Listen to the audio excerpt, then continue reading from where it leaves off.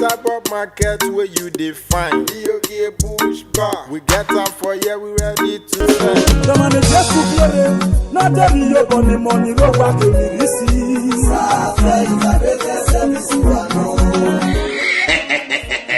Oh yes, as a palm tree no be small picking for tree. Now so Safe Integrated Service Microfinance Cooperative Society no be small picking for microfinance cooperative matter. Testimony don't they go around the how Safe Integrated Service Microfinance Cooperative Society don't they take turn the lives of we people for better. My brothers and sisters, papa and mama, wait there for Saple Road and Environi, Agbo Park and Environi. Una no need to come with head office again for number 74 Sokbamba Road for Alphabet International Plaza before First East Circular Road for Benin City. As a Safe Integrated Service don't open new offices for Olatini Shopping Plaza for Agbo Park beside Odin Filling Station for Benin Agbo Road for Benin City, Edo State, and Castello Complex beside Oha Market after Benin Saple Road bypass for Edo State.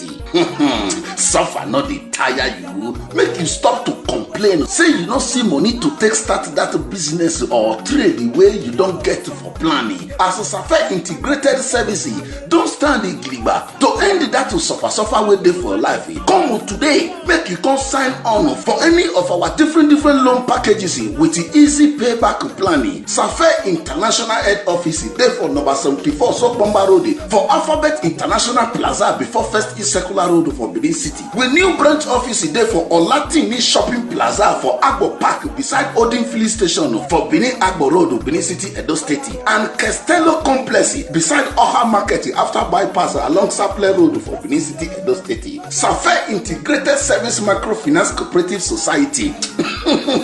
Now you go to Saint Conjo.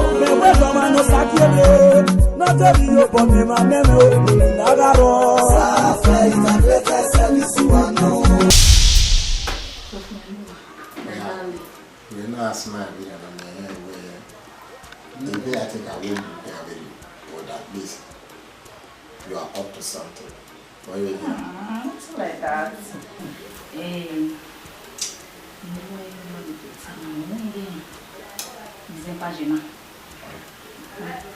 So, let's man that would manage and you want to spend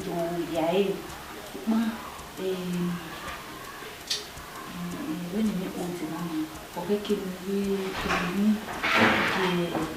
parents understand? Okay, man, me say beans, roro, tomatoes, and fair, but then I will bobini, more one, nothing that can 28 to 30,000. I think you know where you when you want to family, one money can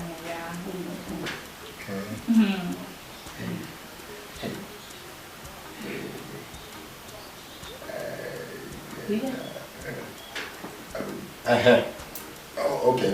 You know, we're back in the banner. Or what you said. You buy here, but there's no problem. Okay, right now. But the only just make reference to one side of it. But you know, we have two families now. Two family.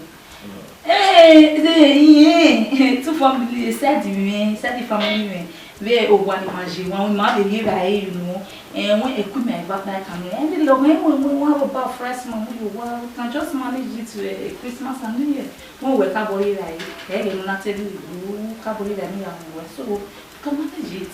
Worry the man about that. Yeah. They'll make your family one bag of rice, one bag of this. Okay, no problem. No, there's no problem. We can manage it. I know that. I trust you. I don't want to well, do.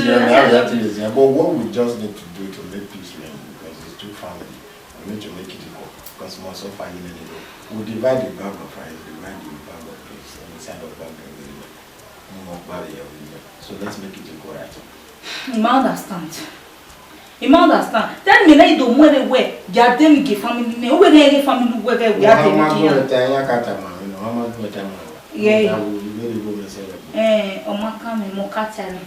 so I the family men or you go you work mo we ti you no go work mo ya the family way and only issue but cassette family men family men buna family men ya be de na wo de me do mu go do we ma de pa lo ma gbo lo we family way no se ni na abu no ki gbo e obun se bo be no we wa je no ro ma sin esen Dania e do bem a do lá e uma sabe vai dizer minha mariquera o que fala de lá é mais dizer a vida magia vai ver esse aí não viu o ao que cada o a gaza ni feedback family né o de feedback ya muta iya me go ne ke marewe iya me go ne ke marewe no fi we wale de vai dizer uni go no vai dizer wale dizer imani dezo ho emi no ade na ni gbera 200,000 o gwa tan do buy now understand don't take we be afimaro but the fact is that the only thing we have with men, since the bag of rice, all those things goes to your family side now. Feeling of heavy can move one and all bag of rice and I'm really gear we be many. So that in my word bring on so just do that. I have Johnny Kia, a European fire woman, only I see I tell the Christmas in our team member. I'm going to for the record. My young boy. We're moving. Oh, my good boy, by that. One that done, maybe you go by walk by my to win the burn money. When can measure that? I'm not a time I will do to that. The neighbor are good by the day, I mean, as a more pleasing over there, because for me, they have done what was in your media. I have it to rubber and away move now. Yeah, you go for the back when you are there. I will not go to do as you say. We go to that. Young robot banking, robot by 1 week. Yes, snag, yeah,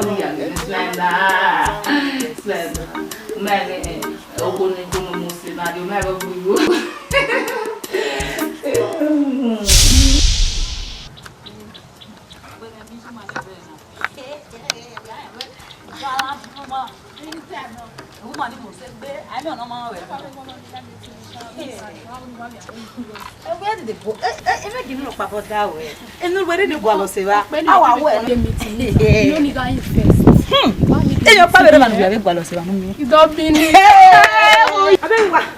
What is not you? I follow. Me are vendo o wapo sana yuro wapo. Te wo be kele. Ya mo baba mejo wa. O ese sister boya. Ametu wa mo baba mejo wa. Woni akon. Ese wewu. We ge emnu tanana. Wo emna o sie ni ma emi ma bugwe. E ti dekugbe. Wona kun mi. We me mo bugwe e ba bugwe ni e ba gbon ni. Ah? Aw, we na gun abe yo ni. We ma chief me. We ma chief me. When you the shift me, when you know it's our mesha, you go one ask for your cafe. Maybe with your cap, tell you what you are wearing. You have a come. One with ya. The mother's now, why that we move? Eh? If we move, why for me, no lavodo. I want me, when no one other tell me, chief, tell me, boy, Larry, when we chief be pay go one, where my boyfriend. I don't know, he where is it pay go one year out on here, and I might say no says on my head. But I made this and also on my way. I'm not was the egg to make one dinner. Ah, it went your way. Ah, also, many hammer when we are reading over the vanity. Nina. Oh, no. Who were you another the vanity? Who were you not you know it, but Miss Oh, why want to make here? Oh, sir. How would any mouth understand? When I went where you're not enough. Alright, work here. Alright, work here. Me testimony in the Sister, come. They know not setting work on a setting work here. La regume gwegwa. To e kame e na la wodo. E no baki to a woman me understand. What make me understand while I will go. Girl, where you? You don't understand them in it. Every sister. I don't understand them in it. You but you better ne bena wo I mean, I can't put it. Lama, you look at sister. La ya ya temi. Wale le na le ba wa la jo stock yogi. E tu wa te ta ti ma fo. We ka ta si we na ba na ni ya ba no ja. Ya mo ya ke nya do we pa pa.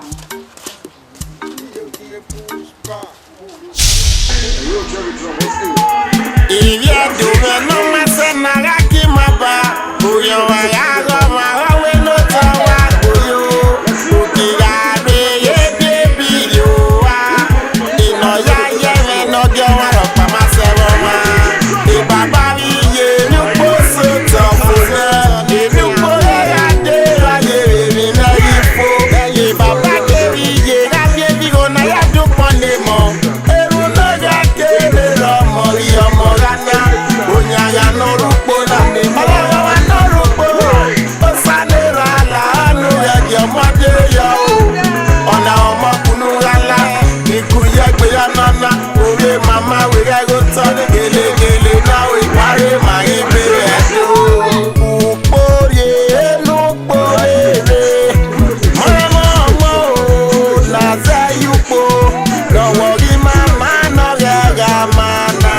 Ore ye no rupo na. Pa na rupo. Banana no no ga si ma bogele. Eri ma ya ye o kwari eze. Iya kere o sawe mi mane. Wa ye ko pepe ye ma gbo na ye na. E wa no na ya ko fe no ra ke. Gele gele no ma ra mi o tell ma. O e no rupo na no ya si ma bo o gele. Oloro wa no rupo. Enya ya no rupo. O sa ne ra la no ya gi ma de yo. E baba mi ye mi po so to funa. E mi po ya de ra ye mi na ifo. E baba ke mi ye na bi bi go na ya du pon le mo. E o lo ya ke le ro mo yo mo rana. Onya ya no rupo na mi mo wa no rupo. O sa le ra la no ya ge mo de yo. Ona omo kunu ala. Iku ye gbe ya nana. Ore mama we ga go turn gele gele now we pare ma igbe edo. Christmas is coming, everybody jolly. Taro ro wa wa supo. Isalogbe ogbe ma re dia o. Celebrate everybody. Get down the road, I ya no bio wa. E no go, baby baby. Oba wa jaja wi e ka we wi e. O sataye neta ya beri manoma. Mani rio sa ire ni magi. Wakun e gogo awanu e supo. O gogo o ni magi ara mi e. Congratulations everybody, let's dance. E baba mi ye mi po so to funa. E mi po ya de la ye mi na ifo. E baba ke mi ye na ke mi go na ya du pon le mo. E no ya ke le ro mo rana. O ya ya no rupo na mi mo. O sa le ra ye mo sa ya o. Ona omo kunu ala. E ku ye pe ya nana. O mama we ga go turn gele gele now we pare ma igbe edo. Congratulations everybody, let's dance. Ona omo kunu ala. Iku ye pe ya nana. O mama we ga go turn gele gele now we pare ma igbe edo.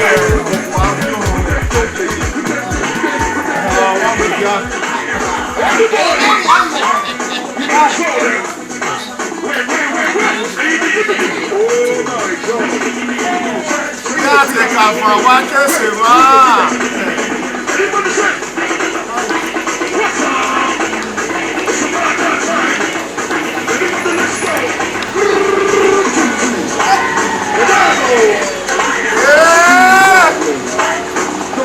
Èmi tán.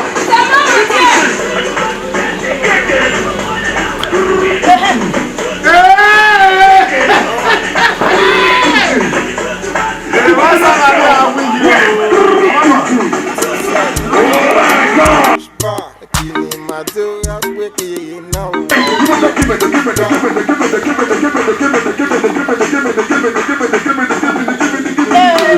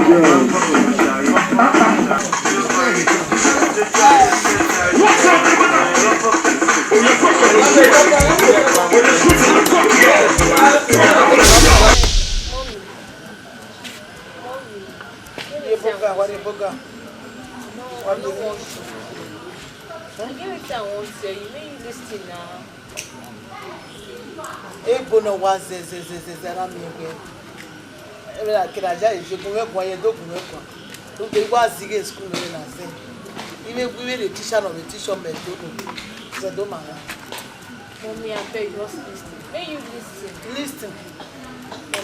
I'm not like a teenager. You corrupt married women. The husband is swear for you. I don't want me that swear for push. It's too much now, mommy. You need to stop all these things. Why not say with mama? Why not mama? We go ya pe we yan you go do what happen at you. You only change na for me. Eh that thing at you for me. You never want more, you know. I'm not saying okay, don't you want me like this? No. What's school now? Something they work here. I follow you talk. Even my mama they talk to. What do you bring you for this matter? Okay, mommy. Even if you want to people, what is for your own picky? That won't make sense, mommy. Eh? Then now money we that we move. Eh? Even if we married women, yeah, we make you understand one thing. Ọ̀rọ̀ parọ́ no is for we e ti agbona eri ehan do ase udomiri e ko ya ni ro ni ni ase abi ko ni we wa me we ro wodo ni na wa ju lu san le de ya han ni no be kan we mi e ti agbona ehan ale lo e ro e ma wi ai be ga ge mi ne ma wi me owo fe wa ge e ni no ma wi ya ge no fe wi e wu kan ma sin ya fa number 1 e ni una ya fe ya jo da bi ma wi na me we e ke no ma obviously we next time if I go yo ma jana number 1 our business na ya fefe na ni wa ge wa una ni we here say ayo to ru da we na gboya lo bi am no ka yore number 2 I di fie mu gbo e gba we married women ya iri owo ki yan yo gwa ni re me akara me na ya go da fi yan fi e ti ba kai tadadano eruda iga ro gwera ku wera somoto okwori wi mo wi mehi okwori ki papara kehia oya ku me wodore for that reason ya ipo wo kin ya kwa ni omo da fun ya ibe bi eye ro paro pe ya gba ya ipo kwa ni omo ya rege omo e fugo e mere kin ibe jawe pe be lawe so do ai at the end e bi e palo gi me e bi kin ya kan do na anwa ni e bi e palo gi me e ya kan na do amu no ku me no ke be palo yi di sin book here so do I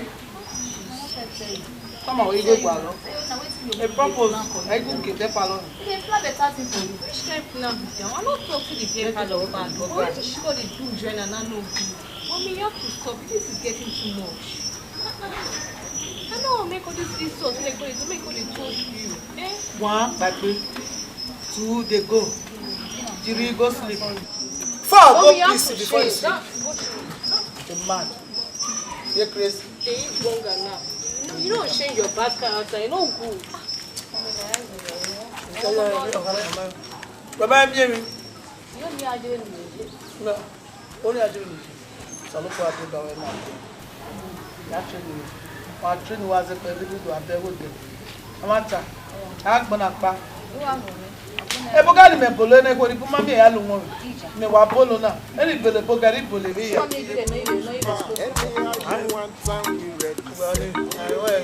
DJ ko mai la je aja gbo lu won ni o won ni pe ya ki leta baby what you were when we ji me mi o pa ni le yin and ya mu mi le uwe ko me mi ari o me o ye le mi bia me wo ina we talk kini atema tamawe he needed like 10,000 naira. I'm sure some more I saw. Then one na large amount of say na we cover 10,000 naira. Ula 10 waiting. 10,000 naira. Oh, we must understand. 10,000 naira. Then wait there. 10,000 naira kologbe no where ya we? Who want me to so no ya so fish no ni hi. No aye 10,000 naira wa so. You must understand how we gbe wa ma me no aye woni ya o. Di we me even need 10,000. Then we be ya go ma wo pa re ma. 10,000 naira e need here ya solve issue so. A problem is so. Here, what by problem in there? Who want to wait 10,000? I want to keep me all go room that 10,000 naira. Me me bia. Me ma igbo ma me no need 10,000. Me igbo ma make modra. Igbo ma. Boy oni. We are not joking here. If no ajigo ni ya tamame no gume. Igo me no gwewe ka. Igo gwe me oni me mi we. Ama we yo na otane mota. 10,000 naira ikia luwe. Igo ni meri elu. We da yile. I see. As we igo we no gwewe. No as far as we go ni di me.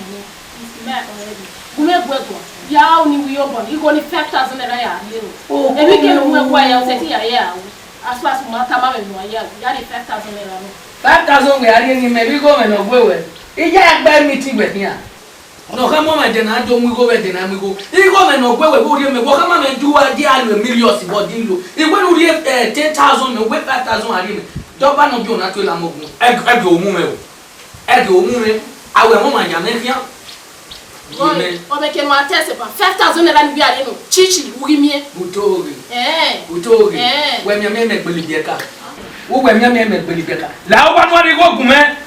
Die papa na la o ba no ri go gume. Na e do mi ewe me to bi me aso. Eruwe iluwe an be kenya yudo. We wa Sonia. Yes, so ya Sonia. 10,000 naira bo aye wo ma gweta ma me gwa aso. E me gwa wo gwa ma. We gwa aso. Okay, ni aso. We have me bi me. Boy, it when take me say ya yo pera me na fiwe. Obije me na fiwe ni.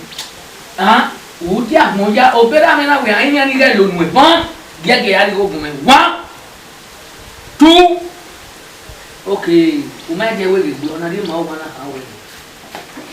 Iyi me ge na ta lo 12 o'clock. E yan ri me ni ya se. Ya se ge suda o. Iyi ke lo ma ri go ni. O gba bi mi we nu la dian, de yo me are mi nu we wa na. O pe le pack lo ko. Jonure. Wa no e 5,000 naira o do re tu ma mo de go.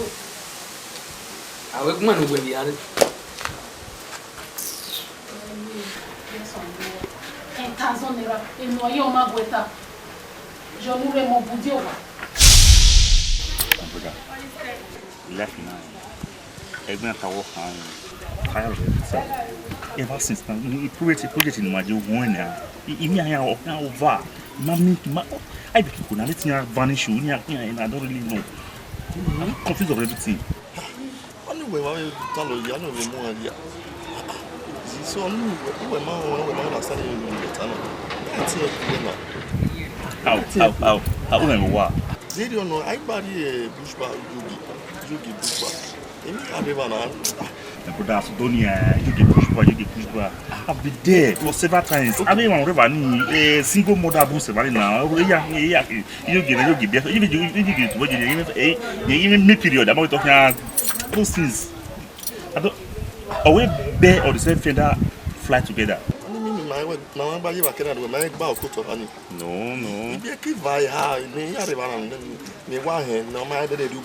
Seriously? Yes, when you if I'm here, but in my ear. I'm Mini Sivani and Atiron should be better than Garina. I can have Bava. I'm betting now and not even bus, but no buy. That's good. The one journey at all. Good idea. Good idea. Buy you not do Tana Bugan. They don't have to know my Gala than event US in politics movement. Because we need to come.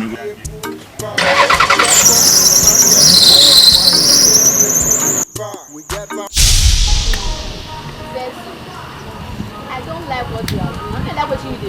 You dey fuck up. Why they treat your man like trash? Now trash your mommy be. Why they treat her like that? What's they happen to you now? I don't like what you are doing, really. I don't understand. What be your stress for this matter?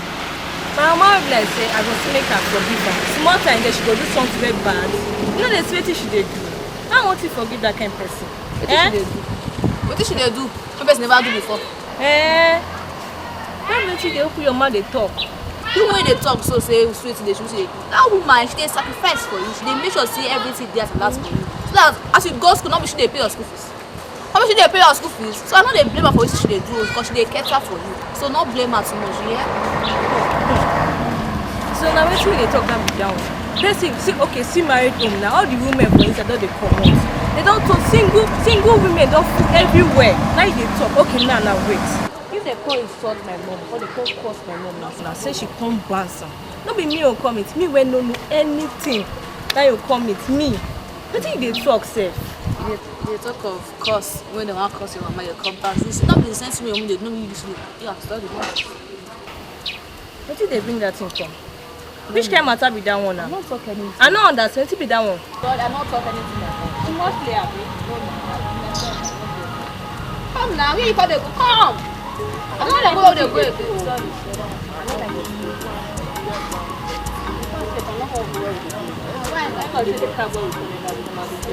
Why now? Wait now.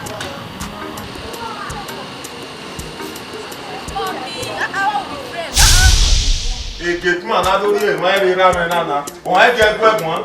Huh? Wonderful. That was a gate man. Not no carry tackle. I don't want to maintain as much to huh? You want to madam. Every so you work here. Huh? Or the part of your have no bomber soil. No man, no genomic bow. Huh? Anyone who has the demon to not be put to know them.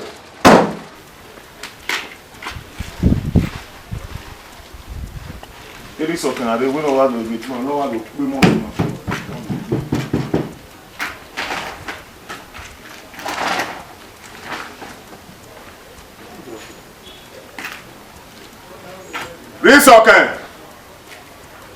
Rinse okay.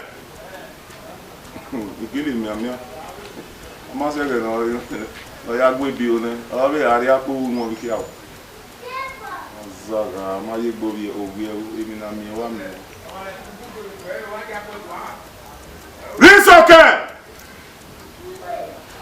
Ore, I do put motor na bi takole na ko. The madam we no so motor na na free. Start this vehicle.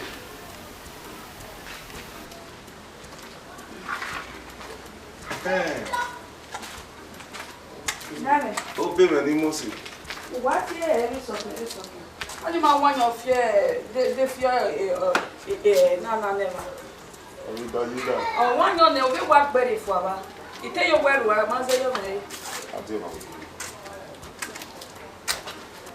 oh, go down. I have to deal you by. When the guy now, I will know where you are shovel. No man, no going to know ya. Very good. Nega, I give a major general. I na ka only good thing.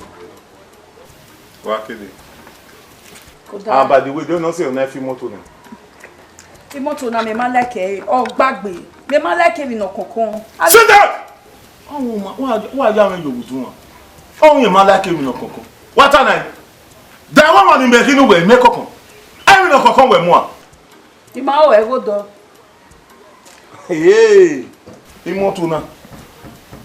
Where on egwe fi go na kokon. Pologbe o de ne kere me. Me ma like when onu ja you know there is no problem. Here carry again we da imema emi na re ni rie ya ke be no careful me you careful me ri. What we want e go ri. Oh one your de go yeba. Eti ayo weru e bo ma ze o ma. Ogo ni we ko ri. Wa wo kede. Ya mi o se me loko. You can only. Oge ona yogi bush bar. Ya e bush bar ge wa se wa na we ya to. We be ye wa. Oh se ne no. Ah. O de ma ya no ma yogi ni. De ma no ma yogi ni ma no isiko yogi ni no isiko ene ye yo ti aro wodo ero wodo.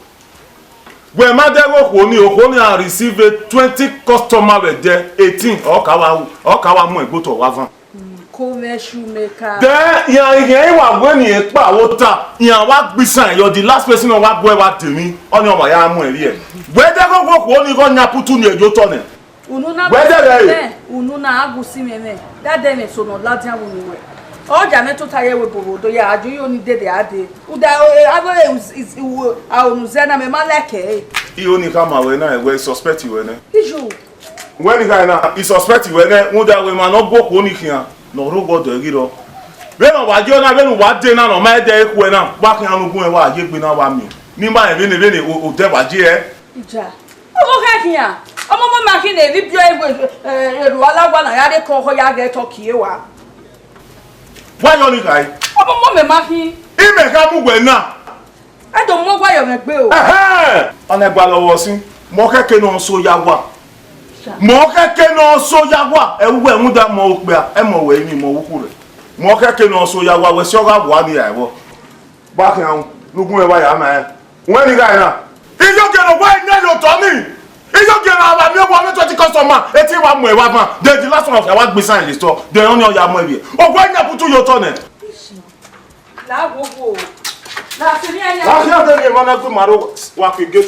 is that person?